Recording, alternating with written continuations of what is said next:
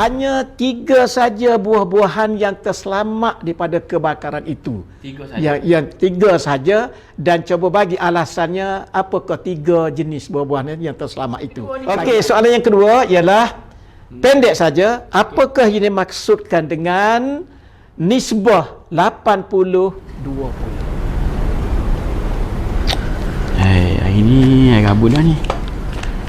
Jawapan mana cikgu nama tanya kita lah, tak tahu ni.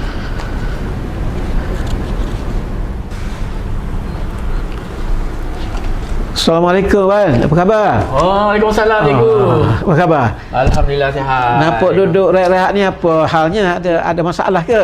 Ni saya duduk dengung lah. Soalan yang cikgu bagi minggu lepas tu. Ya. Saya duduk fikir tanya orang semua. Memang rasa macam itulah sikit. Soalan TTR tu ke? TTR, Teka-teki rakyat. Betul. Okey, cikgu masih ingat lagi bahawa soalan itu berbunyi yang sebuah kebun buah-buahan tempatan ke? Ya. Yang terbakar. Terbakar semua. Ya.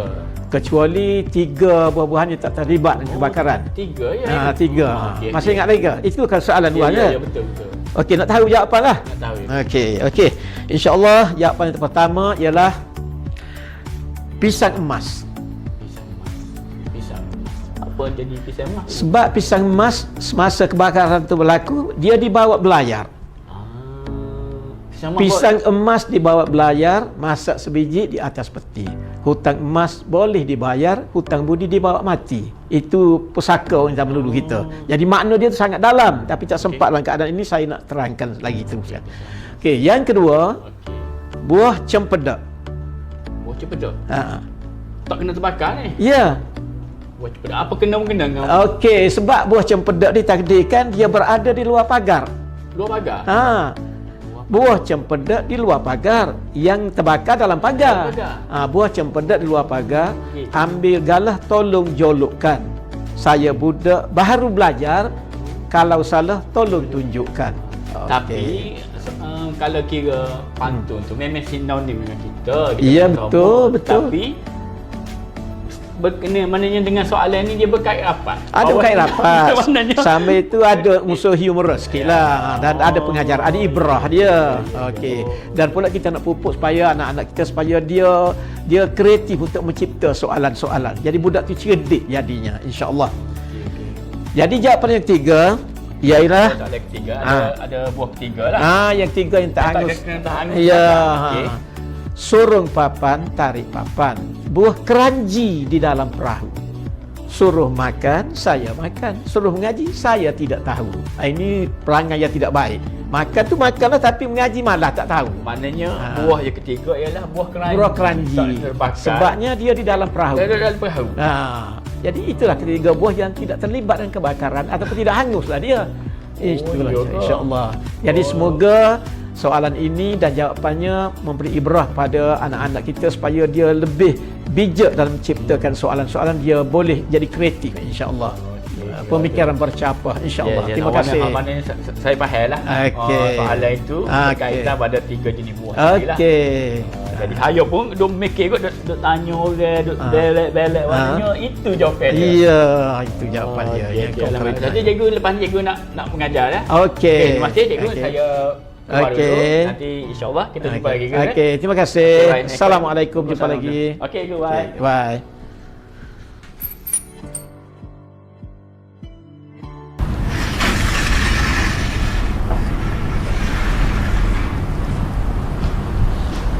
Assalamualaikum, Ibu. Halo, waalaikumsalam. Apa khabar, Atik? Okey, apa khabar? Ada apa? Ada hal apa? Cikgu, ni kau jawab soalan nombor 2 TTR. Ya, alhamdulillah. Apa, Atik? Jadi cikgu siap awal supaya senang cikgu nak terang kepada Atik, supaya Atik lebih faham dan penonton sekalian boleh faham ini. Jadi cikgu buat dengan siap dah lah untuk diterangkan dengan senangnya. InsyaAllah. Jadi soalannya ialah mengenai 80-20. Ini dinamakan perangkap masa, the time strap. Jadi kalau kita hidup di atas muka bumi ini, kalau kita terperangkap dengan masa ini 80-20, bermakna kita kecewa dalam hidup kita, dan di akhirat esok Tuhan akan tanya, aku bagi kamu 24 jam saya, kamu buat apa? Jadi 80-20 ni bermakna 80 ni ialah 19.2 jam sehari. kita menggunakan masa 19.2 jam sehari ni untuk menghabiskan, menyiapkan 20% hasil kerja kita. Jadi tak berbaloi lah. Jadi yang eloknya ialah kita gunakan masa yang agak sedikit menghasilkan produktiviti yang banyak. Jadi ini ialah satu proportion, satu nisbah yang tidak bersamaan dengan, dia tidak sama dengan kualitinya. Itu ini nilaian jam, ini nilaian produktiviti 80-20. Jadi kalau kita terperangkap dengan masa 80-20 ni, kita terperangkap dengan masa, bermakna kita gunakan masa yang begitu banyak 19.2 jam sehari, kita menghabiskan, menyiapkan 20% kerja. Jadi tak elok lagu. Kita kena ubah. Jadi bila ubah begitu, jadi saya nak ajar pada adik-adik sekalian supaya membuat jadual kendiri masing-masing, supaya kita tidak terperangkap dengan masa. Sebab masa ni dalam bahasa putih dia panggil procrastination is a thief of time. Bertangguh itu pencuri masa. Jadi kita dianggap sebagai pencuri masa kerana kita suka bertangguh, tak jadi kerja apa. Jadi untuk mengelakkan daripada kita terkeluar daripada perangkap masa, terkena perangkap masa, jadi cikgu ajar adik-adik sekalian untuk membuat jadual harian untuk 24 jam sehari. Jadi cikgu gunakan dua kaedah di sini. Satu dipanggil carta bar, satu dipanggil carta pi, bulatan. Jadi carta bar ni begini. Jadi kita ada 24 jam. Jadi ini ordinate Y ni masa, jam, 2 jam, 4 jam, 6, 8 jam. Ini adalah aktiviti harian kita. Misalnya cikgu yang sudah tua ini, cikgu insaf bila-bila akan Tuhan panggil, jadi cikgu buat jadual yang tersendiri. Adik-adik buat tersendiri, jangan ikut cikgu. Jadi cikgu misalnya, cikgu membaca Quran. Cikgu suka baca Quran, Tuhan bagi pada tu, alhamdulillah, syukur pada Allah.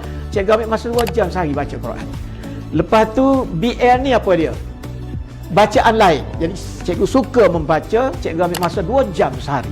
Sebab nak dapat idea untuk membuat YouTube pada adik-adik semua, jadi cikgu baca bahan bacaan 2 jam sehari.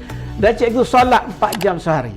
Solat tu bukan sembarang solat, kita kena pergi jemaah di masjid, mana sunnah Nabi, tak boleh sembahyang di rumah. Jadi solat termasuk mendengar tazkirah daripada ustaz kan, cikgu ambil masa 4 jam sehari guna seharian. Dan cikgu sebagai pembuat atau pembina YouTube dan Facebook, jadi cikgu guna 2 jam sehari untuk gunakan masa tu, untuk nak sediakan alat-alat tu, bahan tu kepada anda sekalian. Lepas tu cikgu ni ceramah juga, ada orang panggil ceramah misalnya, cikgu sediakan 1 jam sehari untuk bahan ceramah.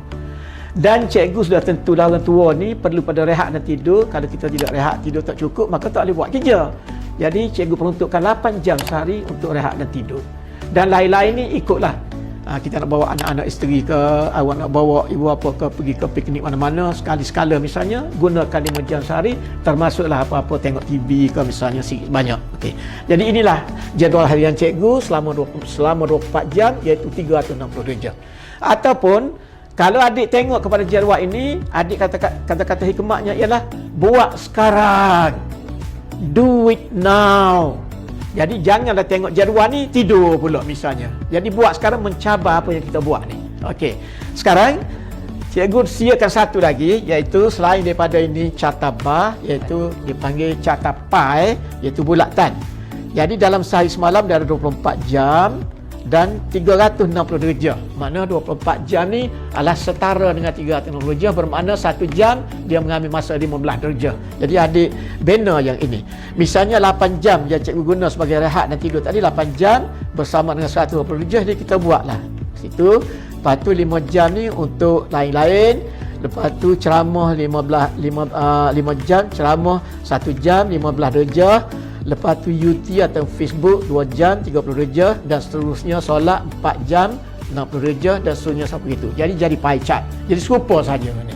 Jadi kalau adik nak buat 2 perkara pun, yang ni pun boleh, ataupun satu di antaranya, tapi adik kena patuh kepada buatlah sekarang, kita berjaya dengan diri kita, do it now. Barulah kita berjaya insya-Allah dengan izin Tuhan, sambil kita berdoa supaya kita berjaya dunia dan akhirat. Jadi inilah kita. Baik, kalau perangkap masa ni, kalau adik boleh tukarkan kepada katalah 40-60. Ini lebih baik. Sebab 40 ni masa kita gunakan. 4 kali 24, berapa 4 kali 24? 9.6 jam. Tapi kita menghabiskan 60% daripada kerja kita. Ini bagus. Jangan jadi terperangkap masa begini. Jadi kalau masa ni sikit menghasilkan produktiviti yang banyak, maka lebih bagus. Tapi kalau 50 pun okey dah. 50 pun okey dah. Mana 50 kita 12 jam sehari semalam. dan kita menghabiskan 5% pada kerja kita. Ini okey dah. Jangan terjebak ke dalam yang ni 20-20. Ini perangkap masa. Jadi sekian saja. Ada apa-apa nak tanya? Tanya soalan mengenai yang ni. Tak nak tanya. Faham dah semua? Jadi agak-agak adik-adik tolong bina carta ini, jadual ini untuk panduan seharian anda. Semoga berjaya dunia akhirat insya-Allah dengan izin Allah. Terima kasih. Assalamualaikum warahmatullahi wabarakatuh. Sila jangan lupa subscribe kepada YouTube cikgu ini insya-Allah. Terima kasih. Bye. Assalamualaikum.